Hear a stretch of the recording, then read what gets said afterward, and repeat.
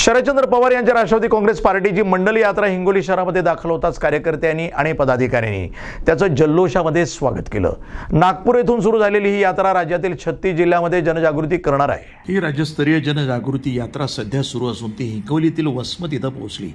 यावेळी ओबीसी नेते, प्रदेशाध्यक्ष आणि प्रवक्ते राजापूरकर यांचे जंगी स्वागत करण्यात आले। राजापूरकर यांनी मंडल यात्रेच्या उद्देशाबद्दल मार्गदर्शन केलं। यात्रेची सुरुवात छत्रपती शिवाजी महाराजांच्या पुतळ्याला पुष्पहार अर्पण करून झाली। त्यानंतर शहरातल्या डॉक्टर बाबासाहेब आंबेडकर यांच्या पुतळ्याला पुष्पहार अर्पण करून आणि तथागत भगवान गौतम बुद्ध यांच्या प्रतिमेचं पूजन करून यात्रेनं पुढे मार्गक्रमण केलं। यावेळी शहराध्यक्ष दिलीप चव्हाण, युवा नेते आतिश भैया दांडेगावकर, गोंडू कडतन, प्राध्यापक गणेश कमळू, रमेश शिंदे, ओबीसी सेलचे प्रदेश सचिव Karimodi Shaikh, Ramchandra Bagal, Subhash Lalpotu, Daulat Humbad, Shyam Kadam, Diwakar Pundge, Shaikh Ayub, Popular Shelke, Sakhare madam, Shaikh Zakir, Siraj Qureshi, Aved Ansari, doctor Jambutkar, Gavhane, Israr Ahmad, Javed bhai, Prakash Ingale, Vijaykumar Yengde यासह राष्ट्रवादी काँग्रेसचे अनेक कार्यकर्ते आणि पदाधिकारी मोठ्या संख्येनं उपस्थित होते। दिनांक 9 ऑगस्ट रोजी नागपूर येथून सुरू झालेली ही मंडल यात्रा राज्यातील 36 जिल्हे, 348 तालुके आणि 14,000 किलोमीटरचा प्रवास करून मुंबईत त्याची सांगता होणार आहे। मंडल यात्रा ही आज या वसमतमध्ये आलेली आहे। दांडेगावकर साहेबांनी असेल, चव्हाण साहेबांनी असेल, या सर्व पक्षाच्या संघटनेच्या पदाधिकारी असेल, मुस्लिम समाजाची, मोठी समाजाची, अन्सारी समाजाची लोक आली होती, त्यांनी देखील स्वागत केलं आणि आनंद वाटला की एवढ्या मोठ्या प्रमाणामध्ये आज सण असताना देखील मंडल यात्रेचं स्वागत होते। एक गोष्ट मला प्रकर्षाने जाणवली की आज स्वतःला आम्ही हिंदुत्ववादी म्हणतो, आम्ही हिंदुत्वाचा त्या ठिकाणी पुकारे लावतो, तर अशा याच्यामध्ये महायुतीचे 3 आमदार या ठिकाणी या जिल्ह्यामध्ये आहेत।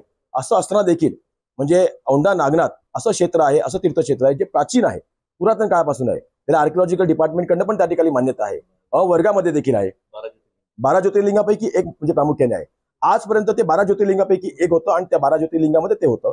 पण मी काल परवा बघितलं तर ज्या पद्धतीने बाकीची जी ज्योतिर्लिंग आहे त्याच्यामध्ये भीमाशंकर असेल तर भीमाशंकर या क्षेत्राला 148 कोटीचा निधी दिलेला आहे या सरकारने। घृष्णेश्वर असेल त्याला 156 कोटीचा निधी या सरकारने दिलेला आहे। त्र्यंबकेश्वर असेल त्याला 275 कोटीचा निधी दिलेला आहे आणि परळी वैजनाथला 286 कोटीचा निधी दिलेला आहे। मग आज औंढा नागनाथ जे 12 ज्योतिर्लिंगापैकी एक आहे त्याला फक्त 15 कोटी का? याच्या पाठीमागे सरकारची काय भूमिका आहे? नक्की काय दडलंय? सरकारच्या मनात काय चाललेलं आहे? औंढा नागनाथला तुम्ही सातत्याने त्या ठिकाणी अशा प्रकारे दुय्यमपणाची वागणूक का देता करून? जे औंढा नागनाथ हे पूर्ण महाराष्ट्रामध्ये फेमस आहे। अनेक महाराष्ट्रातनं तीर्थ क्षेत्रामध्ये येणारी ही लोक, भाविक जे येतात ते या ठिकाणी त्या औंढा नागनाथ दर्शन करायला येतात आणि त्या औंढा नागनाथला तुम्ही 15 कोटी देता करून। याचा अर्थ स्पष्ट आहे की कुठेतरी महायुतीच्या माध्यमातून औंढा नागनाथची जी काही प्रतिमा आहे, जी काही प्रतिष्ठा आहे ती खाली लादण्याचं काम त्या ठिकाणी होत आहे। आणि काल परवापासून मला असं कळलेलं आहे की औंढा नागनाथ हे गुगलवरती सर्च केल्यावरती 12 ज्योतिर्लिंगापैकी एक दिसायचं, आता ते तिथे दिसत नाहीये। भीती वाटते आहे की या सरकारमध्ये काय चाललंय। गुजरातचं एक ज्योतिर्लिंग त्या ठिकाणी या लिस्टमध्ये आलेलं आहे, म्हणजे गुजरातची प्रतिष्ठा आणि प्रतिमा वाढवण्याचं काम होत आहे का? मुख्यमंत्री महोदय, जर महाराष्ट्राला मातीमध्ये घालून तुम्हाला गुजरात मोठा करायचं असेल तर मला असं वाटतं की तुम्ही गुजरातमधून मुख्यमंत्री व्हा, तुम्ही महाराष्ट्राचे मुख्यमंत्री होण्याचे लायकीचे नाही आहात। यात्रेला विरोध आरक्षण, ओबीसीला आरक्षण मिळालं, ओबीसीच्या आरक्षणाचा मार्ग मोकळा झाला आणि म्हणून जर त्या ठिकाणी मंडल आयोगाने भूमिका घेतली आणि हे झालं असेल आणि ते जर मंडल आयोगाची भूमिका शरद पवार साहेबांनी घेतली असेल, याचा तुम्हाला जर राग असेल, द्वेष असेल, तर मला असं वाटतं की तुम्हाला, आम्हाला स्पष्ट होतं की तुम्हाला ओबीसीचं आरक्षण बाप जन्मात नको होतं, तुम्हाला तेव्हाही नको होतं, तुम्हाला आजही नको आहे। मुख्यमंत्री महोदय, विकास किसान गवळी हा तुमचा माणूस आहे की नाही हे जरा कधीतरी कॅमेऱ्यासमोर येऊन सांगा।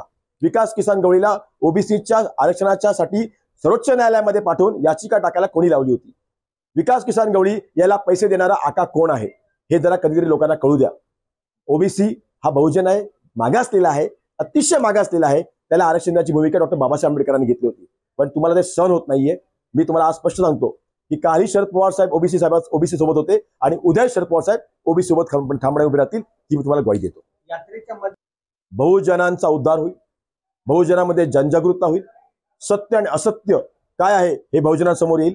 मंडल हे सत्य होतं आणि कमंडल हे असत्य होतं, मंडल हा धर्म होता, कमंडल हा अधर्म होता, हे बहुजनांसमोर आणण्याचं काम मंडल यात्रेच्या माध्यमातून होणार। प्रतिनिधी नंदू परदेशी, NTV न्यूज मराठी, हिंगोली।